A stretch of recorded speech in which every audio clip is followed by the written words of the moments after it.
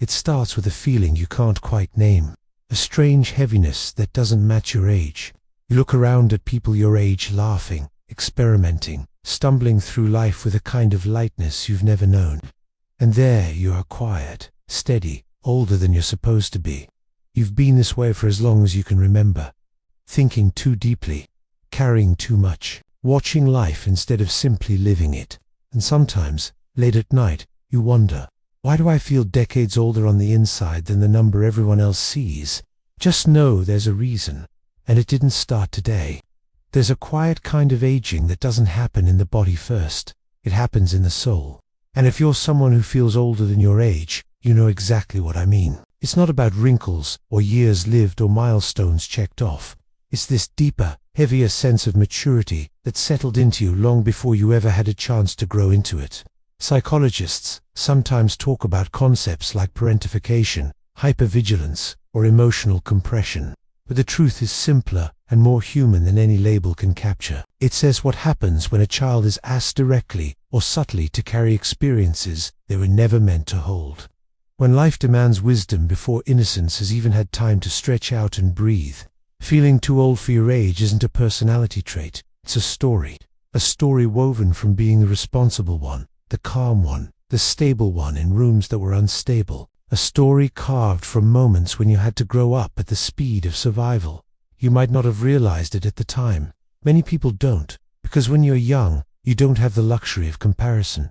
You don't know other kids aren't lying awake, listening for footsteps, measuring the temperature of a room the way other kids measure Play-Doh or crayons. You don't know other children aren't carefully choosing their words around adults, monitoring moods, or learning how to soothe chaos that shouldn't have been theirs to soothe.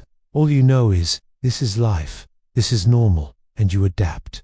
You learn to read emotions like weather patterns. You learn to anticipate storms before they arrive. You learn to become the emotional thermostat, adjusting yourself endlessly to keep the atmosphere safe. And while all of this makes you responsible, mature, thoughtful, wise beyond your years, it also steals something quiet, something sacred. Something you didn't even know was being taken because you were too busy surviving to realize what you were losing. Your childhood, your spontaneity, your softness, your sense of being allowed to simply be young. When other people remember being carefree, you remember being cautious. When others recall laughter, you recall watching. When others talk about the recklessness of youth, you talk about the consequences. You became the grown-up before you ever had the chance to be the kid. And now, here you are years later, still carrying that early aging inside you, feeling tired in places you can't explain, feeling responsible even when no one is asking, feeling like you've lived 100 emotional lives before your physical life has even reached the halfway point. But let me tell you something important. This didn't come from nowhere. People who feel too old for their age almost always share a similar origin story. The moment when innocence stopped and vigilance began. And once you understand where this comes from, everything else finally starts to make sense. It usually begins long before you realize it, not in a single dramatic moment, but in a slow accumulation of small, heavy experiences that settle into your bones like sediment. You don't remember the exact day you grew older than your age. You just know that at some point, childhood slipped through your fingers while you were busy holding everything else together. Maybe it started in a living room where voices rose like thunder, and you sat frozen on the edge of the couch, trying to make yourself invisible. You didn't shout. You didn't cry. You watched. You waited. You learned. Your body, still small and soft, tightened with a responsibility you were too young to name. Or maybe it started with a parent who was fragile in ways you couldn't understand. A parent who needed you to be the calm one, the listener, the emotional anchor. You learned how to soothe them, how to steady their shaking world. You became the caretaker when you were the one who most needed care. Children are not supposed to be witnesses to chaos. They're supposed to run, laugh, stumble, make mistakes, be messy, be loud. But your childhood had rules. Rules no one said out loud, but you understood them perfectly. Be good, be quiet, don't cause trouble, don't add more weight, pay attention, go up. Maybe it was the way you watched adults collapse under pressure, and instead of being shielded from it, you became the one who tried to fix it.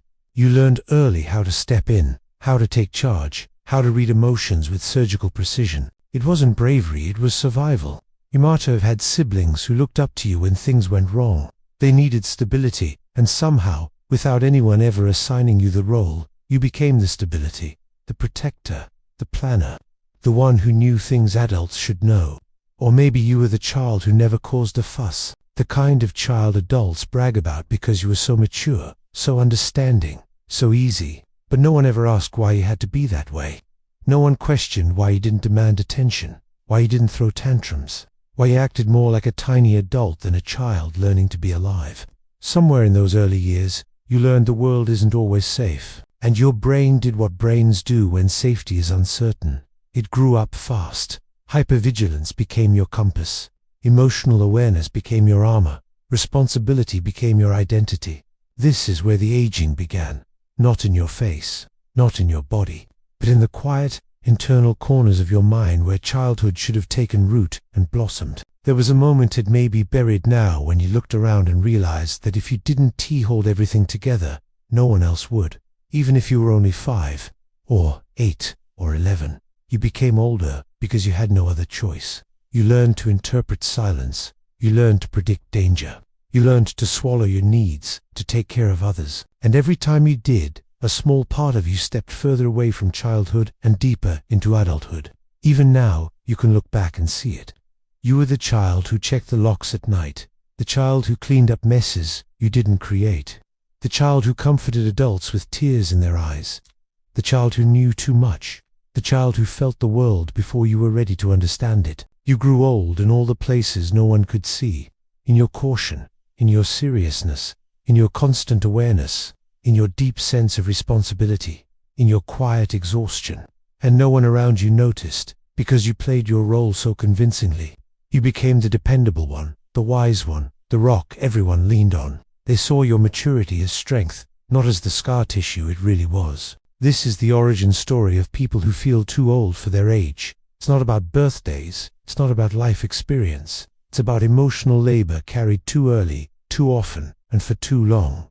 But understanding this origin is the beginning of healing. There's a unique quietness in people who grew old too soon. Not the peaceful kind, the heavy kind. The kind that forms when you've carried responsibilities no one else could see.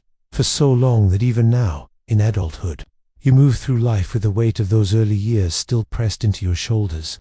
You might not realize these signs in yourself at first. They show up in subtle, intimate ways, in the way you breathe, in the way you anticipate, in the way you love, in the way you stay awake long after the world has fallen asleep. One of the first signs is that you've always been more comfortable around older people than kids your age, while others were goofing off or acting recklessly. You felt out of place, like you were watching a play you never auditioned for. You didn't understand how people your age could be so careless. You were the one thinking about consequences, about safety, about what could go wrong. You weren't just older inside, you were responsible in a way that felt instinctive. And that responsibility turned into hyper-awareness. You might catch every shift in someone's tone, every sigh, every pause, every change in facial expression. It's like you have a built-in radar that never switches off, constantly scanning for danger, discomfort, disruption. While others live in the moment, you live one moment ahead, anticipating outcomes before they arrive. It's a kind of emotional clairvoyance you never asked for. Then there's the exhaustion, a tiredness deep in your bones. Not the kind sleep fixes, the kind that comes from living as if every day is a test you cannot fail. You may not even call it exhaustion. To you, it just feels like being normal. But people who didn't grow up this way, they don't carry that same quiet fatigue. Another sign. You struggle to let yourself have fun without feeling guilty. Joy feels foreign, like something you have to earn. You smile, but you check your surroundings before you relax. You laugh, but a part of you stays alert. You rest, but your mind doesn't. Somewhere inside, the child who never got to play is still trying to ask, is it safe to let go yet? There's also the way you take care of everyone, automatically, instinctively. You're the friend people cry to, the partner people rely on, the co-worker everyone turns to when things fall apart. You don't choose the role of caretaker.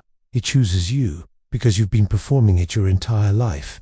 And while people praise your empathy, your strength, your maturity, they never see the part of you that whispers, I wish someone would take care of me for once. You might also feel older because you're hyper-independent. You don't trust others to show up. You don't wait to be rescued. You learned early that needing people is dangerous, so you became your own everything, your own support system, your own emotional shelter, your own parent. And even when someone offers help now, even when it's safe, even when they mean well, your instinct is to say, "It's fine. I can handle it," because you always have. Another sign is the way you struggle with spontaneity. Last-minute plans, sudden changes, unpredictability. They don't feel exciting to you. They feel destabilizing. Children who had to stay hypervigilant don't grow up to love unpredictability. They grow up to love control, structure, preparation. Your mind works like a chess player always, planning 3 moves ahead, not because you're controlling, but because you learn that chaos hurts. Then there's the loneliness, a special kind of loneliness that comes from being surrounded by people who don't truly understand you. You can be in a crowd and still feel like the oldest soul in the room. You can be loved deeply and still feel unknown. It's the loneliness of someone who never got to be young, someone who had to be strong before they got to be small, someone who doesn't share the same emotional timeline as everyone else. And finally, there's the strange grief you carry, a grief without a funeral, a grief without a name. It's the grief of a childhood unlived. You might look at old photos of yourself and feel a pang of sadness, because you know the child in that picture wasn't really a child, just a tiny survivor, wearing a brave face. Sometimes you ache for the version of you who never got the chance to be innocent. Sometimes you resent the world for taking that from you. Sometimes you push the feeling away because you're too used to minimizing your pain. And sometimes, quietly, you wish you could go back and protect the younger you from everything they faced alone. These signs aren't random. They're not flaws. They're not character weaknesses. They're echoes of a life that demanded adulthood long before it was time. Echoes of a nervous system wired for danger. Echoes of a heart that grew too wise too soon. But here's the truth. None of this means you're broken. It means you adapted beautifully, intelligently, fiercely. Your maturity was never a coincidence. It was shaped, forged, inherited from the storms you weathered long before you knew they were storms. What you've experienced isn't just emotional intuition or a personality quirk. There is real psychology, real neuroscience behind why some people feel decades older than their age. When a child grows up in an environment that feels unpredictable, emotionally unstable, or chronically stressful, the brain adapts in ways that prioritize survival over development. Researchers studying childhood stress often describe this as accelerated maturation. But it's not physical maturity. We're talking about its emotional and neurological maturity. Your brain learned to grow up faster because it had to, and that adaptation leaves long shadows. In the field of trauma psychology, one of the most common explanations is when your nervous system is exposed to chronic tension, it becomes stuck in a constant state of alertness. The amygdala, the part of your brain responsible for detecting danger, becomes overactive, scanning every environment, every interaction, every silence. While other children learned to explore, play, and make mistakes safely, you are learning to anticipate, evaluate, and protect. This is why you notice everything, why your attention is sharp, why you sense emotional shifts like a sixth sense. Your mirror neurons, the parts of your brain responsible for recognizing and syncing with others, emotions became finely tuned, almost hypersensitive. It's the brain's way of keeping you safe by reading the emotional temperature around you. Studies from institutions like Berkeley and findings published in journals on personality development describe another phenomenon: early emotional role reversal, or parentification.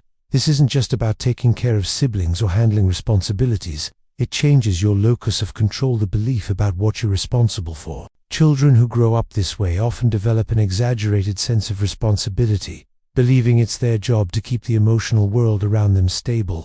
This creates what psychologists call pathological altruism, a pattern where helping others becomes compulsive, even self-sacrificing, because your brain learned early that safety comes from being useful, calm, reliable. Carl Jung spoke of the shadow self, the parts of us formed in darkness, in silence, in the unspoken corners of our lives. When a child grows up too fast, a shadow forms, the buried child within. The part of you that feels small, scared, unplayed, unheard. You may not see that child, but your behaviors today are shaped by their unmet needs. From a neurological perspective, chronic emotional strain can alter the development of the prefrontal cortex, the part of the brain responsible for planning. regulation, decision-making. This doesn't damage you, it redirects you. It makes you thoughtful, cautious, structured, older, inside. But it also reduces the brain's sense of spontaneity and ease. And here's something rarely talked about. Compassion fatigue doesn't only happen to nurses, therapists, or caregivers. It happens to children who grow up caring too much, too early. That's why you feel tired in ways you cannot explain. Emotional exhaustion became part of your identity before you even had words for it. All of this, your wisdom, your seriousness, your depth, your sensitivity, was shaped by the science of survival. You're not imagining it. You didn't make it up. Your inner aging has roots in the nervous system, in emotional development, in the cognitive pathways you built just to make it through.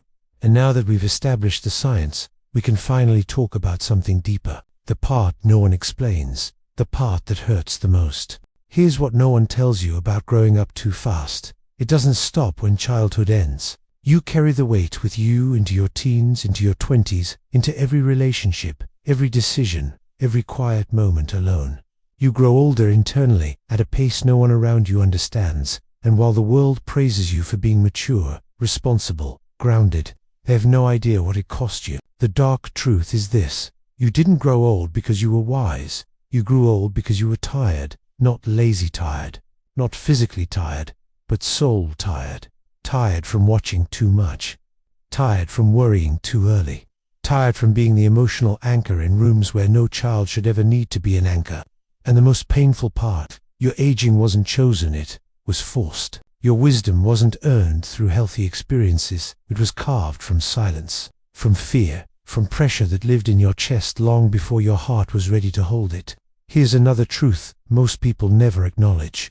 When you're a child who feels older, adults tend to rely on you in ways they shouldn't. They hand you emotional burdens disguised as conversations. They treat you like a confidant, a therapist, a stabilizer. They forget you're a child. They forget they're supposed to protect you. And that neglect becomes a kind of invisible abandonment.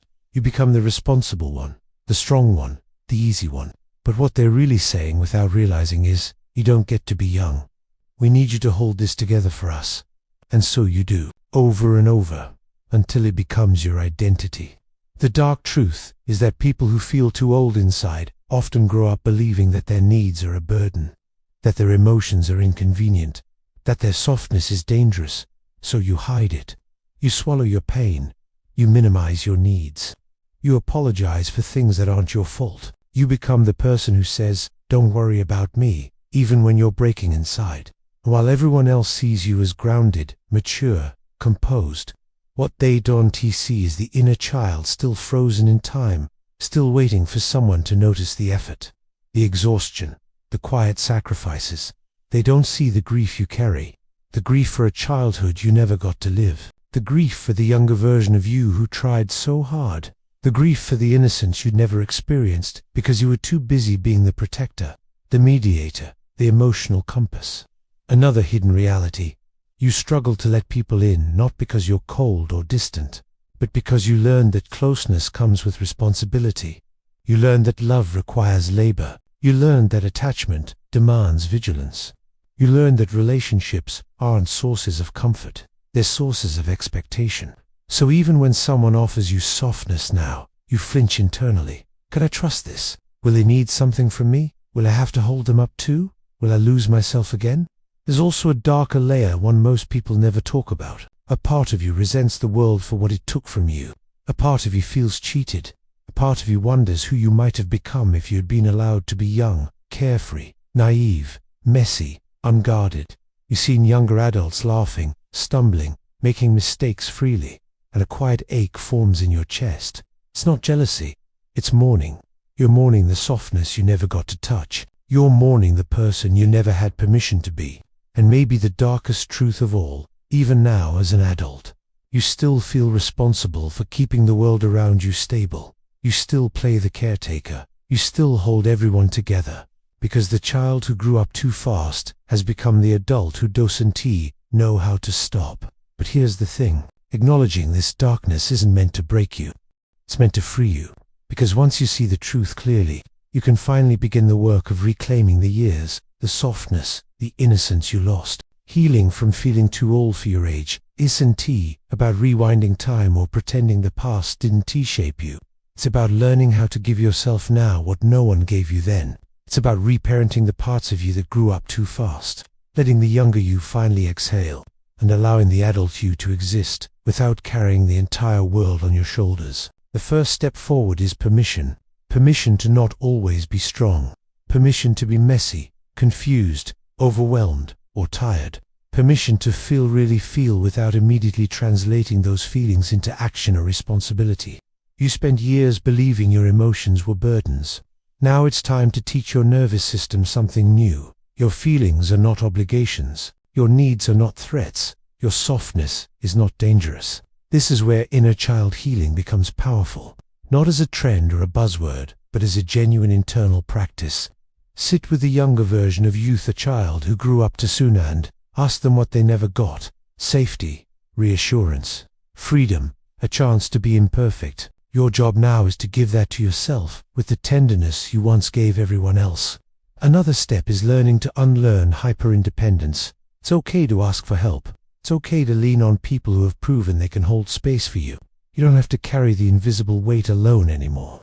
Letting someone support you doesn't make you weak, it makes you human. And healing always asks us to become a little more human than we were allowed to be. You also need space to reconnect with joy, the kind of joy that doesn't require productivity, responsibility, or usefulness.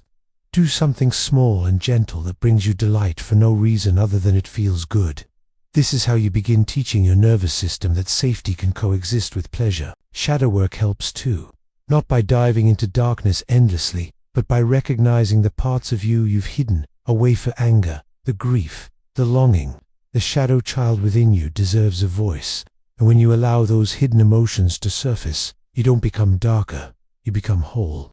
Another crucial step is redefining your identity. For so long, you believed your worth came from being reliable, mature, capable. But who are you when you no longer have to be the strong one? Who are you when you stop performing stability? Who are you when you give yourself permission to be young in the ways you never were allowed to be? You're not broken for feeling older than your age. You're not strange or dramatic. You're a survivor of emotional time theft. And now, as an adult, you have the chance to reclaim that lost time, not by pretending the past didn't happen, but by giving yourself the love, warmth, and safety you once needed most. Healing doesn't make you younger, but it does make you lighter. And sometimes, lightness is what youth was supposed to feel like all along. If you've made it this far, take a breath, because that alone says something powerful about you.